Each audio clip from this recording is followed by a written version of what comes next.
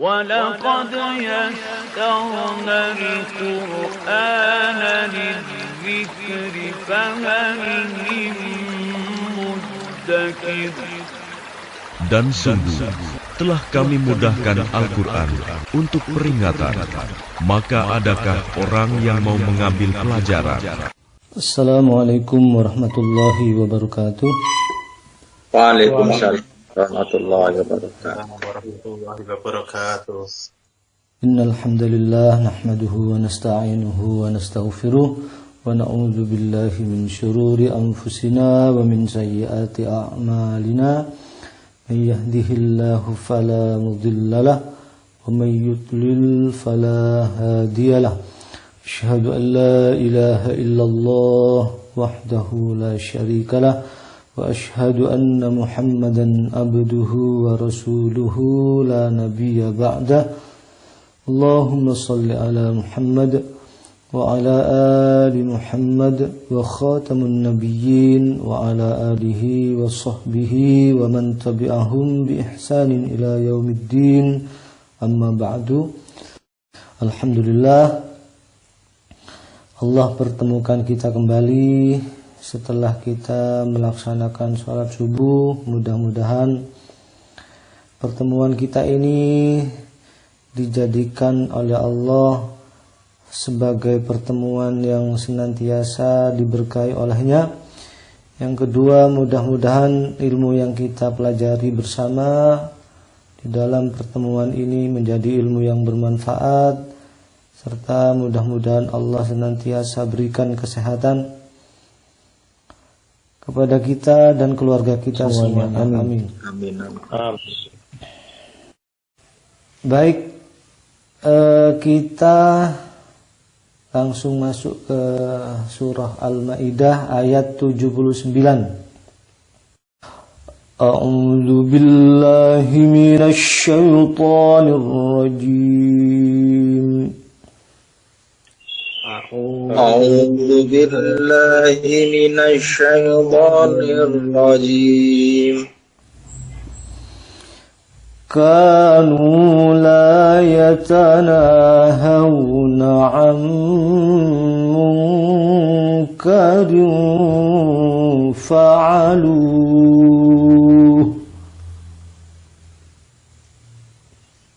Kanu la yatanahawna 'an munkarin fa'aluh.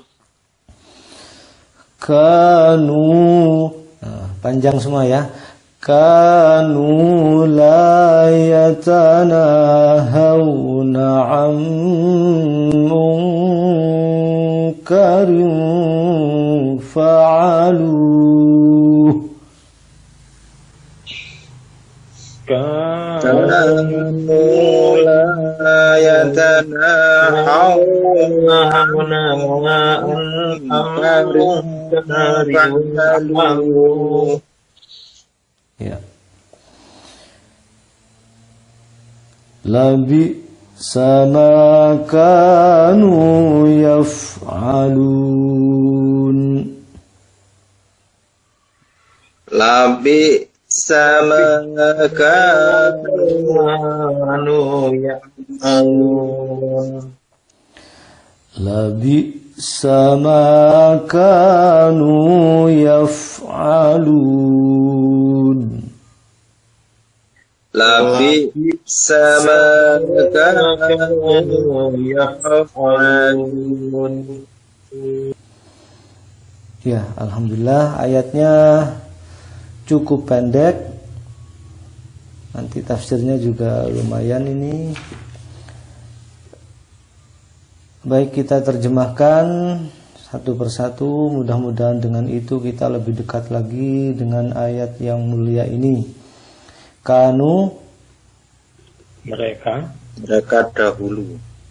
Mereka dahulu, atau mereka adalah, atau mereka menjadi. Kanu itu asal katanya dari kata kana yakunu. Kana yakunu, kun kun fayakun. Kun itu jadi. Nah, asal katanya dari situ. Cuma untuk orang banyak, jadi diartikan dengan mereka. Kalau pengertian aslinya itu artinya menjadi atau ada. Ya kalau udah jadi kan ada artinya. Mereka adalah. Nah, tapi kejadiannya di masa lampau karena ini fi'il madhi. Mereka dahulu boleh, mereka ada boleh, mereka menjadi boleh. La yatanahawna. Tidak saling mencegah. Tidak mereka saling melarang. Tidaklah mereka saling mencegah. Tidaklah mereka saling melarang. Ya. Nahi mungkar. Kalau kita sering dengar kan, di situ sebetulnya huruf aslinya huruf nun sama huruf ha kan yatana hauna. Asalnya dari nun sama ha itu. Terus lainnya kata-kata atau huruf-huruf tambahan menjadi yatana hauna. Mereka tidak saling melarang. La yatanahawna, mereka tidak saling melarang. An terhadap dari mungkarin, perbuatan kemungkaran, perbuatan yang salah, perbuatan yang tidak baik. Kalau lawan katanya mungkar lah, ma'ruf ya, artinya baik. Mereka tidak saling melarang dari perbuatan yang mungkar. Fa'aluhu, yang selalu mereka perbuat. Yang mereka perbuat. Yang mereka perbuat. Mereka tidak saling melarang atau mencegah perbuatan kemungkaran yang mereka lakukan. Maksudnya apa? Jadi ulama-ulama Yahudi, ulama-ulama Bani Israel itu kalau ada umatnya yang melakukan kemaksiatan, awalnya mereka melarang, kayak gitu, tidak boleh loh gitu. Tidak boleh loh perbuatan gitu itu nggak boleh, nggak baik, gak ilok. Awalnya begitu, mereka melarang sebetulnya. Nah, cuma pelaku maksiat dari golongan mereka itu tidak mau berhenti, terus saja melakukan kemungkaran. Nah, setelah diingatkan bahwa itu perbuatan salah, tidak boleh dilakukan, pelaku maksiat atau para pelaku kemungkaran itu tidak berhenti juga. Nah, para ulama ini, ulama mereka ya, ulamanya orang Yahudi ini kemudian menjadi berhenti dalam artian memang benar-benar berhenti. Bahkan mereka menunjukkan bahwa mereka tidak mau mengingatkan pelaku kemaksiatan tadi itu dengan berkumpul dengan mereka, berkumpul dengan para pelaku maksiat, duduk bersama mereka, bermain-main dengan mereka, makan-makan dengan mereka, minum-minum dengan mereka. Nah, itulah yang mereka lakukan. Jadi bersahabat, akrab. Padahal apa? Padahal kemungkaran dan kemakrufan atau mungkar dan makruf itu adalah sesuatu yang berlawanan, tidak akan pernah bersatu. Maka itu harus ditunjukkan dengan apa? Dengan tidak bolehnya berkumpul dengan para pelaku maksiat. para pelaku kemungkaran. Nggak boleh. Nah, kita masih ingat kan pujian atau syair yang sering kita dengar, wong kang soleh kumpulono. Ya, berkumpullah dengan orang-orang yang baik. Berkumpullah dengan orang-orang yang baik. Jadi itu mengisyaratkan juga apa? Tidak boleh berkumpul-kumpul dengan para pelaku maksiat, bermain-main dengan mereka, kemudian makan minum dengan mereka, bahkan mendukung mereka. Nah, ditunjukkan pada ayat-ayat yang dahulu bagaimana, bahkan mengangkat mereka sebagai pemimpin, begitu. Nah, ini menunjukkan bahwa tidak maunya lagi mencegah perilaku kemungkaran. Nah, begitu. Justru malah apa? Kebalikannya. Bukan tidak mengingatkan dalam hatinya terus mendoakan supaya berhenti dari maksiat atau mengingkari dalam hati, nggak begitu. Mereka justru malah mereka Nah, pokoknya jadi teman akrab lah. Jadi teman akrab, benar-benar menjadi teman betulan. Labisa, sungguh sangat buruk. Sungguh sangat buruk.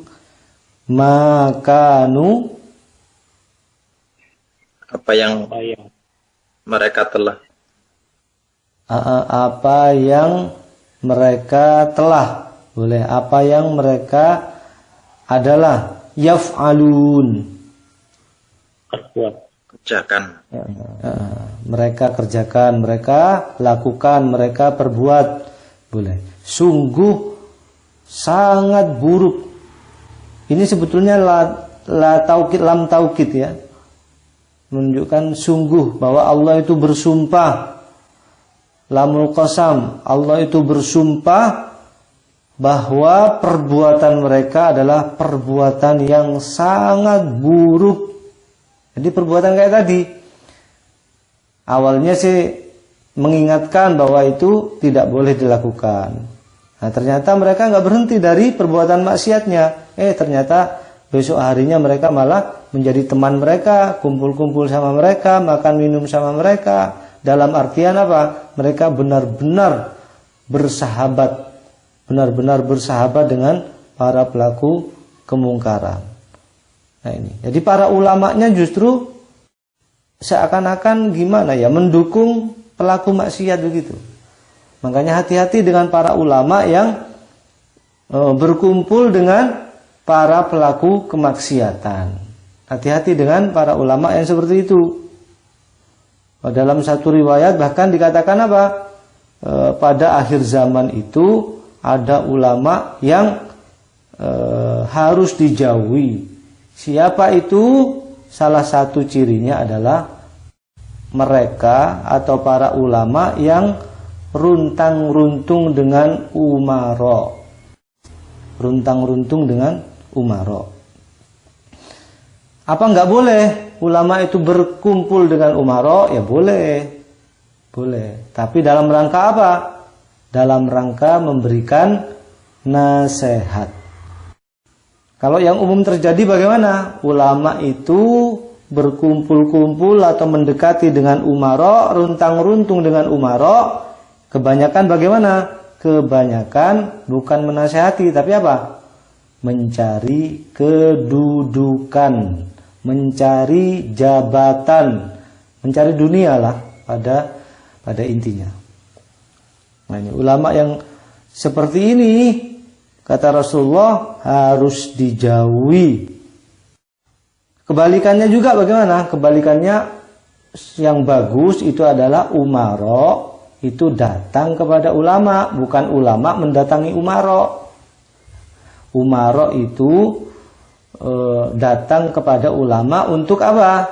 Untuk meminta nasihat. Jadi gitu, penguasa itu datang kepada ulama untuk meminta nasihat. Itu yang betul, itu yang bagus. Kalau yang banyak terjadi bagaimana? umara atau para penguasa itu datang kepada ulama dalam rangka apa?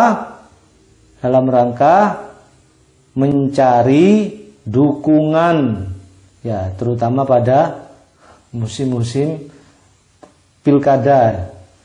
Itu udah pada datang ke ulama, pada datang ke pondok-pondok pesantren, ya. Bukan dalam rangka minta nasihat, tapi dalam rangka mencari dukungan. Kalau sudah jadi pejabat bagaimana? Ya sudah, ditinggalkanlah ulama itu. Begitu. Ini salah satu pengertian bisa dijabarkan ke arah sana.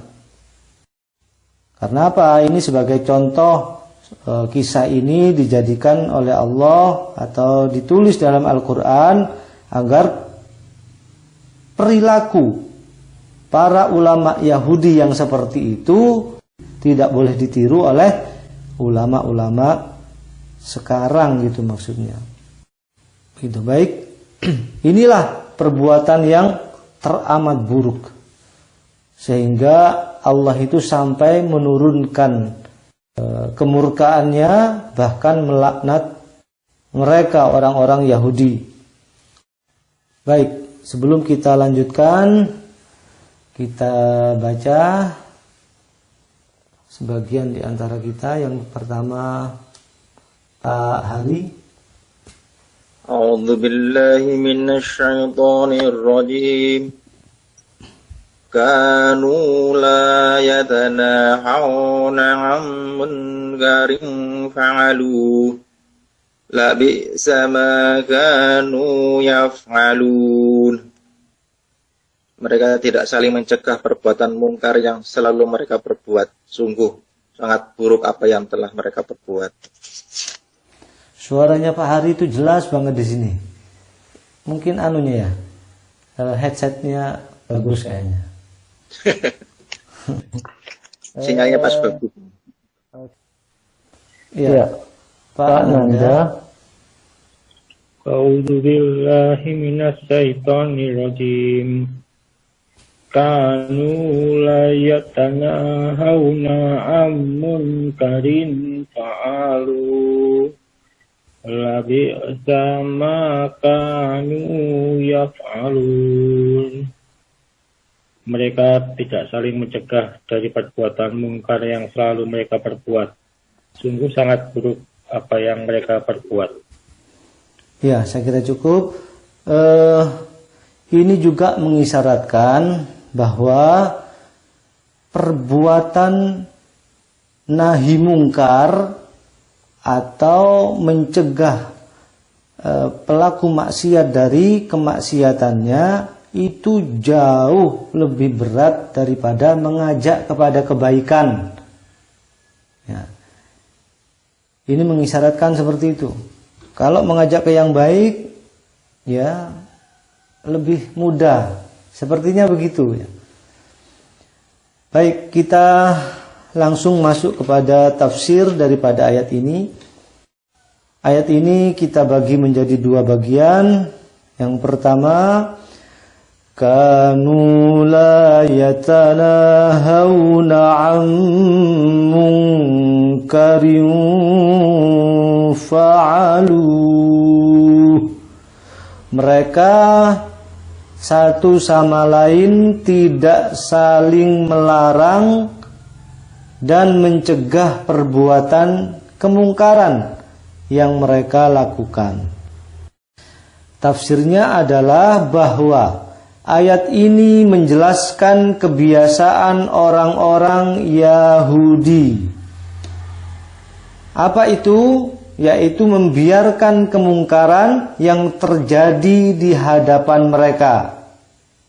Dibiarkan, tidak diingatkan, tidak dicegah. Kemudian mereka tidak melaksanakan amar ma'ruf nahi mungkar. Rasulullah SAW bersabda yang diriwayatkan oleh Ibnu Mas'ud dalam hadis riwayat Abu Dawud, At-Tirmidzi dan Ibnu Majah. ketika orang-orang Bani Israel terjerumus ke dalam kemaksiatan, maka para ulama mereka melarangnya. Tetapi mereka tidak mau berhenti dari perbuatan maksiatnya. Maka para ulama tersebut kemudian mengakrabi mereka, duduk bersama mereka dan makan minum bersama mereka. Allah kemudian membuat hati mereka saling akrab dan Allah melaknat mereka semuanya melalui lisan Daud dan Isa putra Maryam. Hal itu karena mereka bermaksiat dan melampaui batas. Kemudian Rasulullah yang awalnya bersandar merubah posisinya menjadi duduk. Nah, kalau kita bayangkan kita senden di tembok kemudian langsung duduk, itu menunjukkan apa? Ada yang mau disampaikan suatu hal yang serius. Kemudian Rasulullah duduk yang sebelumnya bersandar. Lalu kemudian bersabda, "Tidak, demi zat yang menguasai diriku ini, sampai kalian benar-benar menundukkan mereka kepada kebenaran." Itu saya kutip dari tafsir Kementerian Agama. Kalau dalam tafsir Ibnu Katsir cukup singkat, bahwa maksud dari bagian yang pertama ini adalah yaitu bahwa satu sama lainnya tidak mau melarang dari perbuatan-perbuatan yang haram, dari perbuatan-perbuatan dosa yang mereka lakukan. Lalu Allah mencela mereka atas perbuatan-perbuatan tersebut agar dijadikan pelajaran dan peringatan bagi yang lain. Tafsir Ibnu Katsir.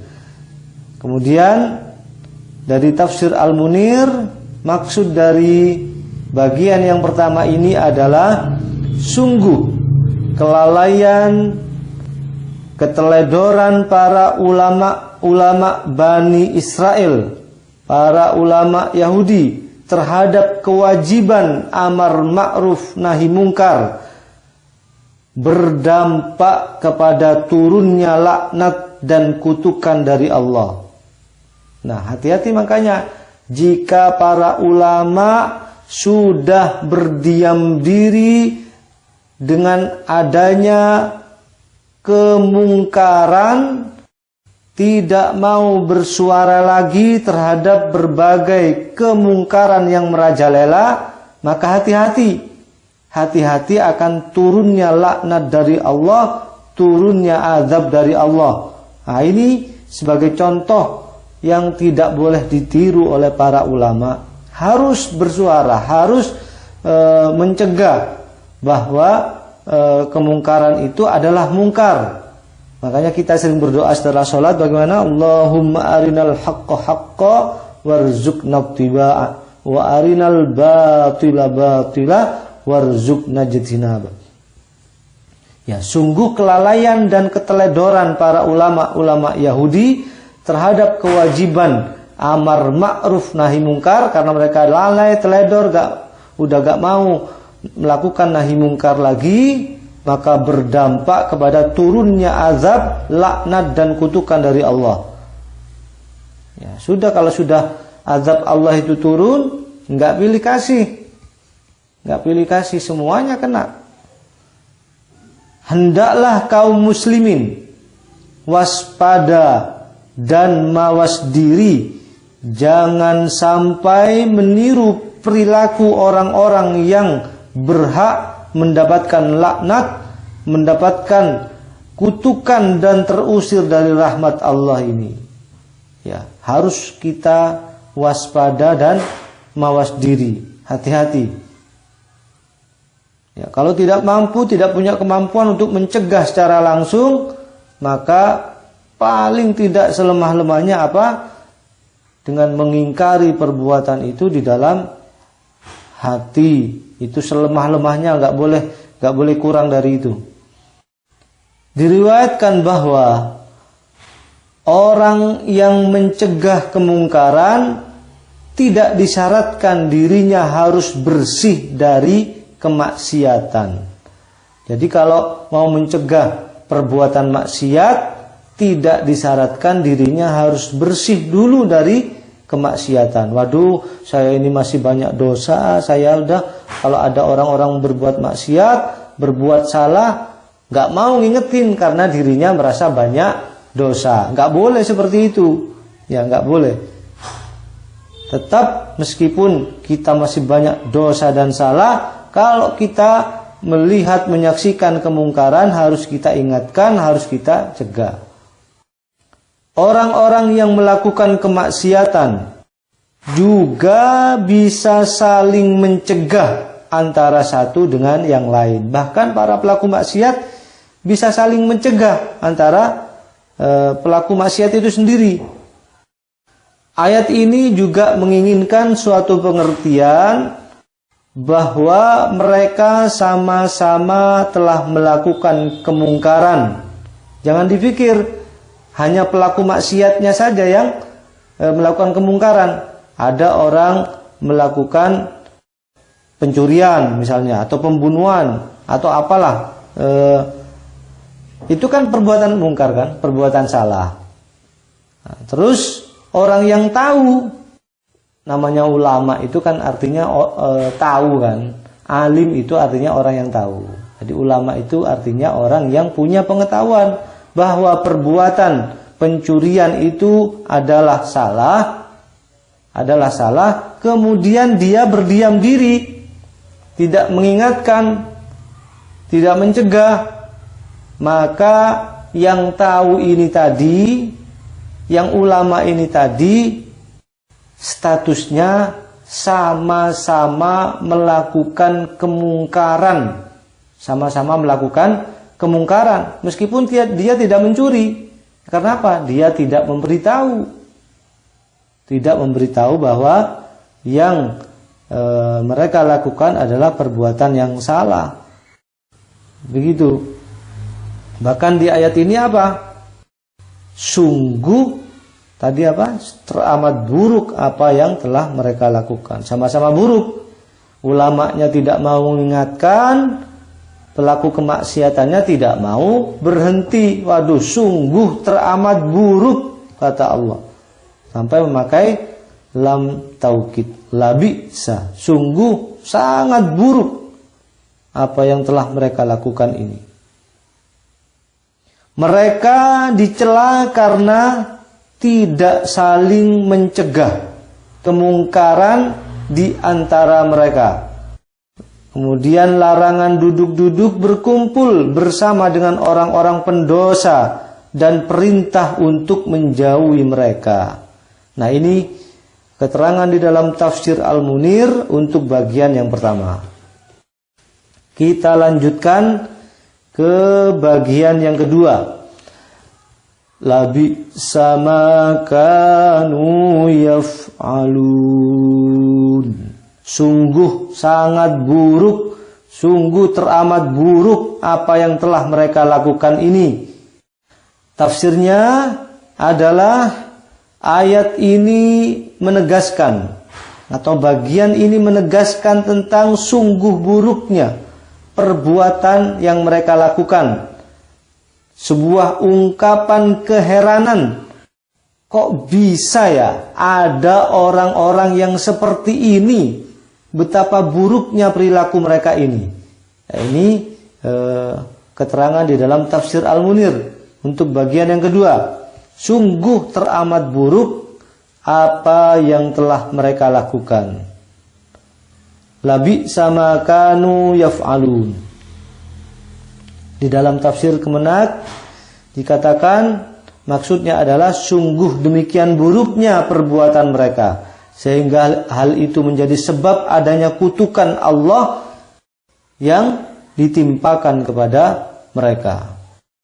Ya kayak ayat yang kemarin, mereka awalnya minta supaya diberikan hidangan langsung dari langit. ternyata mereka nggak mau makan. Kemudian setelah orang-orang miskin disuruh makan duluan, mereka malah menyesal. Waduh, kok gak kami dulu ya yang makan. Pada akhirnya dengan kasus Al-Maidah kemarin malah menganggap Nabi Isa itu sebagai Tuhan. Nah, sungguh betapa buruknya. Di dalam tafsir At-Tabari, labi sama kanu yaf'alun, maksudnya adalah ini merupakan sumpah dari Allah. Aku bersumpah, kata Allah, seburuk-buruk perbuatan itu adalah perbuatan yang mereka lakukan. Apa itu? Mereka enggan berhenti, tidak mau berhenti dari perbuatan maksiatnya. Kemudian mereka melakukan berbagai hal-hal yang diharamkan. Yang diharamkan justru mereka lakukan. Kemudian mereka membunuh para nabi dan rasul, dan para ulamanya berdiam diri dan membiarkannya. Itu tambahan dari saya ya. Tafsir At-Tabari. Nah, itu saja tafsirnya. Tafsir dari surah Al-Maidah ayat 79. Kita langsung lanjutkan dengan ibrahnya. Pelajaran apa yang bisa kita ambil dari ayat yang pendek ini, ayat yang mulia ini, surah Al-Maidah ayat 79. Saya mencatatnya ada 5. Yang pertama, bahwa ayat ini menunjukkan wajibnya melakukan amar ma'ruf nahi mungkar. Yang kedua, larangan berkumpul makan minum dengan para ahli maksiat, para pendosa dan para ahli kemungkaran. Ini yang kedua. Yang ketiga, mencegah kemungkaran atau nahi mungkar itu lebih berat daripada mengajak kepada kebaikan. Yang keempat, ini boleh berkumpul dengan para pelaku kemaksiatan. Kalau tadi kan yang kedua kan dilarang kan. Nah, ini boleh berkumpul dengan syarat apa? Untuk melakukan nahi mungkar atau untuk mencegah kemungkaran. Seperti yang saya katakan tadi, boleh para ulama itu dekat dengan umara untuk memberikan nasihat, bukan untuk apa? Bukan untuk mencari jabatan, bukan untuk mencari kursi kedudukan. Nah, boleh juga umara itu dekat dengan ulama dengan tujuan apa? Dengan tujuan untuk meminta nasihat, bukan apa? Bukan untuk mencari dukungan. Nah, umara ini baru berbondong-bondong dekat dengan ulama kalau sudah musimnya pemilihan umum, kan begitu biasanya ya. Nah, mudah-mudahan umara kita ini enggak termasuk umara yang dekat dengan ulama dalam pengertian untuk mencari nasihat. Itu pelajaran yang keempat. Jadi boleh kalau dalam rangka seperti itu. Yang kelima atau yang terakhir, perbuatan yang sangat buruk yang dimaksud dalam ayat ini adalah, kalau kita rangkum dari awal dulu, adalah yang pertama, mengangkat orang-orang kafir menjadi pemimpin atau menjadi wali. Yang kedua, mengangkat manusia menjadi Tuhan, atau mengatakan bahwa manusia itu adalah anak Tuhan, Uzair anak Allah, Isa juga anak Allah, dan lain sebagainya. Kemudian yang berikutnya, enggan berhenti atau tidak mau berhenti dari perbuatan dosa atau maksiat, tidak mau tobat. Yang keempat, membunuh para nabi dan rasul. Yang kelima, tidak melakukan amar ma'ruf dan nahi mungkar. Inilah yang dikatakan oleh Allah, labi sama kanu yaf'alun. Sungguh perbuatan seperti itu adalah perbuatan yang teramat buruk. Nah, itulah 5 pelajaran yang bisa kita ambil dari ayat yang mulia ini. Sebelum kita akhiri, ada yang mau ditanyakan barangkali? Alhamdulillah, berarti nggak ada ya. Ini sudah akhir-akhir Ramadan. Mudah-mudahan kita semakin giat beribadah, makin dekat lagi dengan masjid, makin banyak lagi kita beristighfar, sering-seringlah baca doa Allahumma innaka afuwun tuhibbul afwa fa'fu anna.